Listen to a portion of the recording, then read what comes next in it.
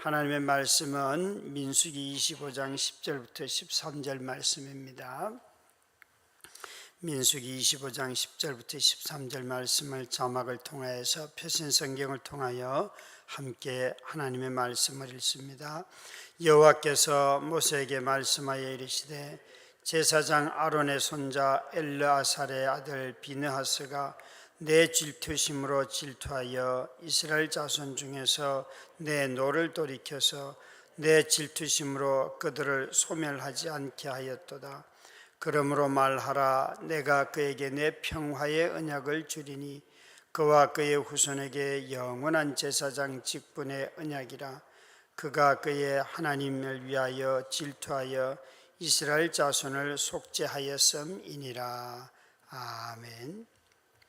우리가 민수기를 읽으면서 22장, 23장, 24장에 걸쳐서는 발락이 발람에게 요청했던 저주가 아니라 오히려 이스라엘 백성들이 어떤 축복을 받은 자인지를 배웠습니다. 하나님을 그들이 하나님 안에 있는 자들이고 하나님의 성품을 쫓아서 하나님이 노하기를 더디하시는 분이시고 그들에게 거처의 땅을 약속하시는 복을 주셨고, 이렇게 우리가 뿐만 아니라 주권자까지 나타나서 영원한 통치자 그리스도까지 그들을 통하여 보내신다는 네 가지 복을 중점적으로 언급을 하였는데, 그 복의 이야기가 축복이 끝나자마자 25장에 바로 음행하는 일들이 벌어졌어요. 그것도 여기 25장에 첫 시작하실 때 보시면 뭐라고 기록이 되어 있는가 하면 온 회중이 이 모압 여자들과 음행하기 시작하였더니라고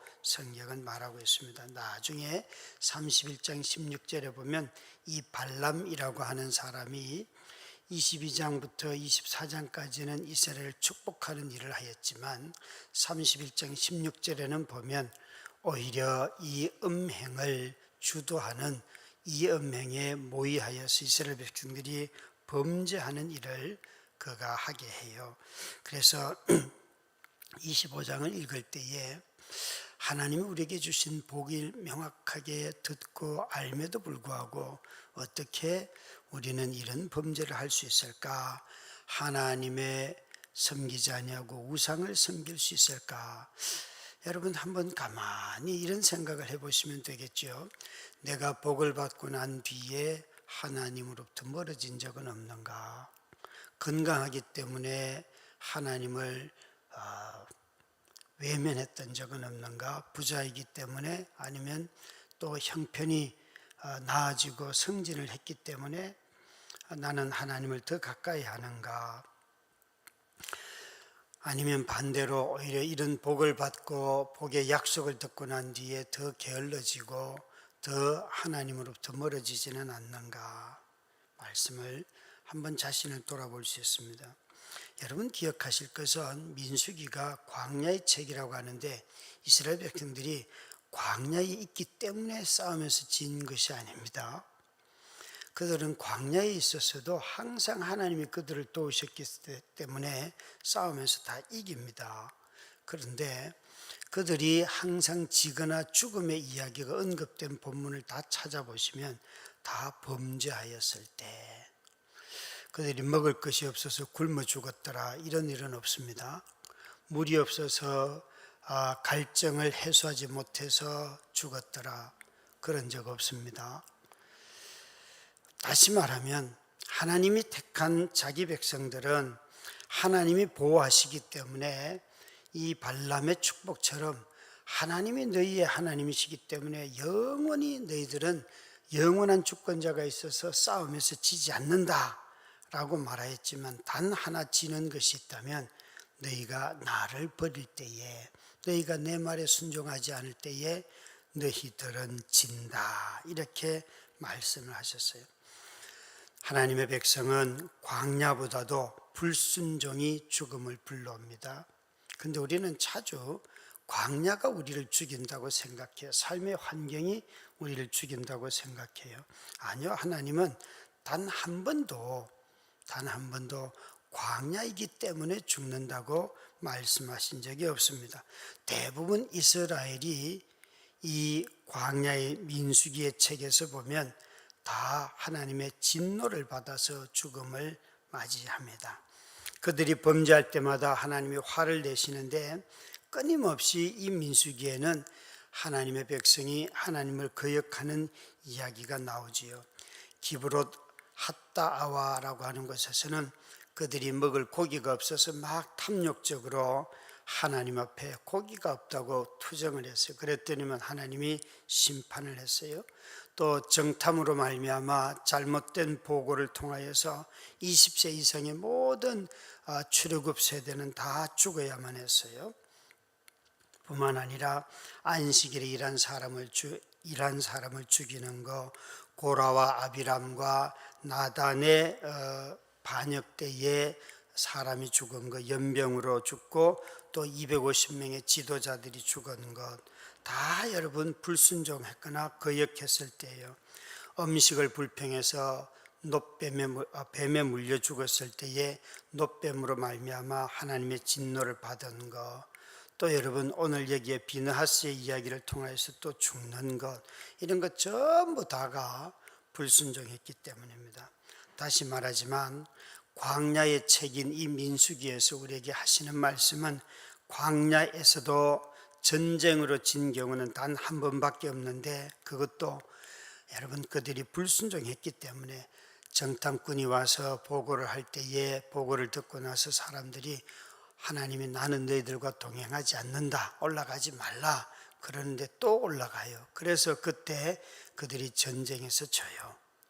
그러나 나머지 죽음은 전부 다, 물론 이 전쟁의 죽음도 불순종으로 말미암아 죽는 거죠. 올라가지 말라고 했는데 올라가서 죽고요. 이렇게 보면 이 광야의 책이라고 하는 민수기에 이스라엘 백성들이 죽음을 맞이한 건 다 하나님의 진노 때문에 죽음을 맞이하였습니다. 여러분, 우리의 마음, 우리의 믿음, 우리의 생각, 감정에서 하나 빼버려야 되는 게 있어야 되는데, 광야의 삶에서 내가 죽는다가 아니에요. 나는 불순종으로 말미암아 죽는구나. 이것이 우리 마음속에 믿음으로 단단히 자리 잡아야지만 어떤 삶의 형편에서도 우리는 순종하는 법을 배울 것입니다. 왜 하나님께서는 광야에서도 우리가 죽지 않을까요? 이 광야에서 하나님이 우리와 동행하기 때문에 그렇습니다. 하나님이 우리와 이 여정으로 초대하셨고 약속을 따라서 인도하시는 분이 하나님이시기 때문에 저와 여러분은 그 하나님의 보호하심 속에서 살아간다는 거죠. 불순종이 삶을 고통스럽게 하고 어렵게 하지 광야가 삶을 어렵게 하지 않습니다. 광야의 삶도 하나님과 동행하면 그 어디나 하늘나라라고 우리는 찬송해 왔습니다. 그래서 이 본문에 나오는 이 비느하스의 이야기는 이런 이스라엘 백성들을 두고 그가 하나님이 죄에 대하여서 분노하시고 죽음으로 심판하시는 분이라는 사실을 잘 보여주는데, 이런 본문을 읽을 때 주의할 것은 이 비느하스가 어느 가문의 어떤 자손인지를 알아야 아는 것이 더 중요하죠. 제사장 아론의 손자 엘르아살의 아들 비느하스가, 그러니까 제사장 가문의 출신이에요. 제사장 가문은 제사를 대신하여 드리는 것이 먼저이지 사람들 가서 죽이는 거 하는 일이 아니잖아요. 그런데 여기 비느하스는 사람들이 죄를 범할 때 가서 그들을 칼을 들고 죽였어요. 그랬더니만 하나님이 뭐라고 말씀하시는가 하면 11절 말씀에 비느하스가 내 질투심으로 질투하여 이스라엘 자손 중에서 내 노를 돌이켜서 내 질투심으로 그들을 소멸하지 않게 하였도다. 그래서 13절에 이렇게 말씀하세요. 그와 그의 후손에게 영원한 제사장 직분의 언약이라. 그가 그의 하나님을 위하여 질투하여 이스라엘 자손을 속죄하였음이니라. 여기에 참 이상한 것이 내 질투심으로 그들을 소멸하였는데 13절에 그것을 하나님은 뭐라고 말씀하시는가 하면 이스라엘 자손을 속죄하였다. 가서 사람을 죽였는데 하나님은 내 질투심으로 그것은 속죄의 행위를 했다, 이렇게 말씀하세요. 도대체 여러분, 이 본문이 제사장이 해야 하는 그런 제사를 드리는 게 아니라 하나님을 거역하고 우상 숭배하는 사람들에게 가서 그 하나님의 분노를 가지고 그들을 죽였단 말이죠. 그럼에도 불구하고 놀랍게도 하나님은 이 행위 자체가 속죄의 행위라는 것이에요. 참 제사장이 해야 할 일들은 이스라엘 백성들의 죄를 사하고 하나님의 용서하심을 선포하고 제물을 가져가서 그 제물을 하나님 앞에 드리고 용서받고 속죄하는 것이 제사장이 하는 일이잖아요. 여기에 가장 먼저 이스라엘 사람들이 제물을 가져와서 죽이는 것은 누가 죽는다는 거예요? 죄지은 자신이 죽는 거잖아요.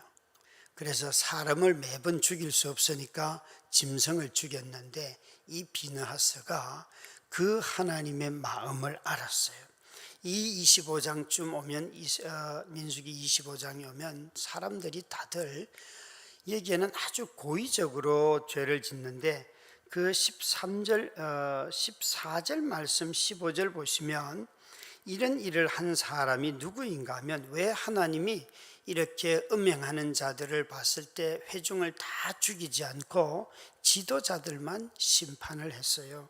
그 이유는 16절에 있는 것처럼 죽임을 당한 미디안 여인의 이름은 고스비니 수르의 딸이라. 수르는 미디안 백성의 한 조상의 가문의 수령이니라. 14절 끝에는 시므온인의 조상의 가문 중 한 지도자인 시므리라였어요.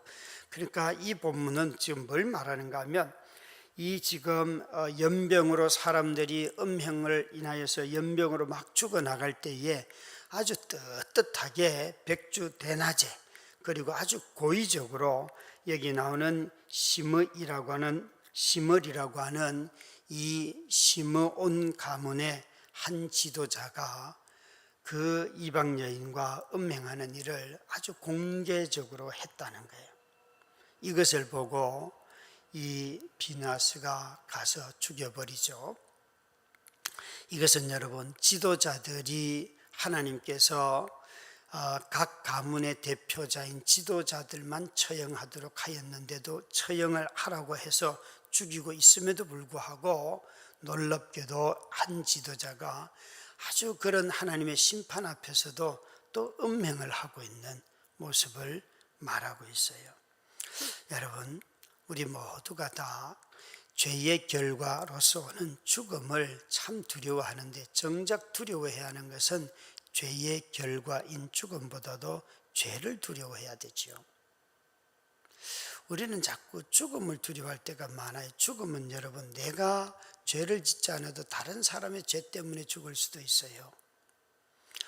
정말 그리스도인들이 광야에서, 또 그리스도인들이 인생을 광야라고 한다면 가장 두려워해야 할 것은 뭔가 하면 먹지 못해서 굶주리기 때문에, 또 우리에게 있어서 승진을 못하기 때문에, 또 아니면 내가 장애가 있어서, 이런 것들은 삶에 우리 모두가 다 겪는 하나의 일들이지 않습니까? 사람은 누구도 그가 갖고 있는 아픔을 알지 못합니다. 저처럼 그래도 공적으로 드러나고 공개적으로 사람들이 알고 이런 아픔을 겪는 사람도 있지만 대부분의 많은 사람은요, 그 사람이 겪고 있는 아픔을 누구도 모릅니다. 저는 비교적 아내가 쓰러지기 전에 그래도 청년들 사역을 하고 교회 사역에서 꽤나 알려져 있는 사람이라서요, 아내 쓰러지고 난 뒤에 도움받은 게 너무너무 많습니다. 간병비만 2억 5, 6천만 원이 된다니까요. 그게 제가 번 돈이 아니에요. 그런데 어떤 사람들은요, 그 사람이 알려져 있지 않기 때문에 아파도 도와주는 사람이 없는 외로운 사람들이 얼마나 많다고요. 그래서 함부로 저는 제 자신이 이런 은혜를 입었습니다, 이런 얘기들 안 하는 이유가, 누군가는 이런 저를 보면서 깊은 외로움에 빠져서 살아가기도 하고요, 더 오히려 저의 이런 이야기들이 고통이 되기도 해요. 그래서 그런 외로움에 빠진 사람들은 누가 나와서 간증하면 다 마음이 하나님한테 얼마나 마음이 상한다고, 왜 나는 버리냐, 이런 생각을 하게 해요. 참 여러분, 우리 자신들이 경험하는 그 하나의 일을 가지고 마치 모든 사람들이 다 대신하는 것처럼 절대 말할 수 없습니다. 여기에 참으로 지금 하나님이 온 회중이 가담해서 지휘관들만 죽이라고 하는데, 그래서 그 지휘관들이 죽고 연병으로 죽는 것을 보면서 온 회중이 우는데도 불구하고 뻔뻔하게 아주 당당하게 그리고 공개적으로 죄를 범하는 지도자가 있다는 거예요. 이것을 보고는 비나스가 화가 난 거예요. 은밀하게 죄를 범하는 것은 그래도 수치심이라도 있는 거예요. 그런데 아주 공개적으로 죄를 범하는 것은 여러분 수치심이라고는 없는 거기 때문에 더 악한 거예요. 특별히 지도자들이 역사를 모르고 역사를 이해하지 않고 자꾸 고의적으로 역사를 무시하는 행위는 그것은 더 악한 거예요. 몰라서 짓는 죄도 죄이지만 그러나 고의적으로 짓는 이 자범죄는 더 큰 죄악인 것입니다. 그래서 이 이스라엘 백성을, 하나님의 백성을 조롱하는 이 시므이를 보면서 비나스가 창을 들고 칼을 들고 들어가서 그 음행하는 두 사람을 한꺼번에 찔러 죽였어요. 하나님의 화를 대신 냈다는 거죠.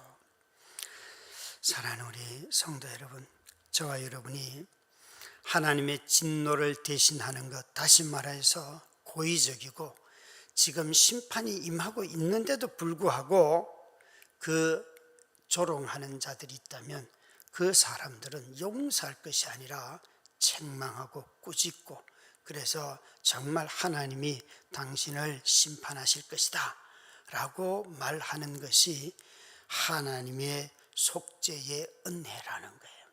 모든 죄인들이 하나님 앞에 나올 때에 짐승을 대신하여서 짐승이 대신하여 죽었지만 이것은 직접적으로 제사장이 그 죄와 싸우는 모습이기 때문에 그렇습니다. 그래서 제사장이신 대제사장이신 예수 그리스도는 이 땅에 오셔서 그렇게 고의적으로 죄를 짓는 바리새인들과 싸웠고 또 율법사들과 싸웠고 또 자기를 이용하고 함부로 대하는 사람들에게 기적을 베풀고 다 했지만 그 일들을 받아들이지 않는 자들을 악하다고 하였던 것입니다. 대속의 죽음만 있는 것이 아니라 고의적으로 죄를 범하고 조롱하는 자들을 심판하는 것 또한 대속의 삶인 것을 꼭 기억을 하시고, 우리 모두가 다 죄인들을 용서하지만 동시에 죄인들과 악인들과 싸우는 것이 하나님의 대속의 은혜를 세상에 드러내는 것임을 기억하고 오늘도 이 거룩한 제사장의 직분을 가지고 살아가시기 바랍니다. 특히나 이번에 임직을 받는 분들, 공동체 안에 있는 죄와 싸워야 합니다. 고의적으로 죄를 짓거나 이런 사람들, 이전에 재직회를 한다 그러는데도 안수 집사님들이 저 앞에 있는 이디야에서 앉아가지고 3명이서 커피를 마시고 놀아요. 아이, 재직회 그거 왜 들어갑니까? 그걸 보고 어느 집사님이, 아니 안수 집사님도 이러시면 안 되죠. 그런데 아유, 그 직분이 왜 필요합니까? 그래서 저도 권면했어요. 그거는 고의적으로 하나님 앞에 하나님의 질서를 어지럽히는 것이다. 여러분, 그들이 그대로 다 교회를 떠났습니다. 그대로. 저는요, 교회를 해보면서 교회를 이렇게 섬기면서 깨닫는 것이 있는데, 하나님의 법은 되게 미련한 것 같아도 하나님의 법대로 하면 다 삽니다. 다 삽니다. 그런데 자신들이 똑똑하고 이런 새로운 것이 있고 저런 새로운 것이 있고, 새로운 것도요, 다 시간 지나면 다 옛것이 돼요. 옛것이 돼요. 정관 있다고 교회가 새로워지는 게 아니에요. 마음이 새로워져야지 어떤 정관을 만들든지 그것으로 교회가 새로워지는 것이지, 정관 있다고 새로워지면 다 여러분 율법주의자가 될 거예요. 우리 모두가 다 다시 한번 정말 직분자들이 공동체 안에 있는 죄와 싸우고 또 고의적으로 죄를 짓는 사람을 본다면 권면하고, 그래서 거룩한 공동체가 누리는 복을 다 누리는 우리 교회가 되기를 주의 이름으로 축원합니다. 우리 함께 합심하여 기도하십시다. 같이 기도합니다. 사랑의 하나님, 오늘도 우리에게 새 하루를 허락하심에 감사드립니다. 매일 맞이하는 이 아침이 우리에게 당연하게 여겨지지 않고 주님의 은혜로 여겨지게 하옵소서. 오늘도 각자의 자리에서 고군분투하며 살아갈 때 주님을 기억하게 하시고 의지하게 하시며 믿음을 잃지 않을 수 있는 힘을 주옵소서. 우리는 지쳐도 지치지 않으시는 주님이 우리를 붙들고 계심을 기억하게 하옵소서. 특별히 우리 다드림의 청년들을 위해 기도합니다. 매일의 삶 속에서 그리스도인으로서의 정체성을 잊지 않게 하옵소서. 주일 하루를 주께 드리는 자들이 아니라 모든 순간을 주께 드리는 믿음의 청년들이 되게 하옵소서. 감사드리며 예수 그리스도 이름으로 기도드립니다. 아멘.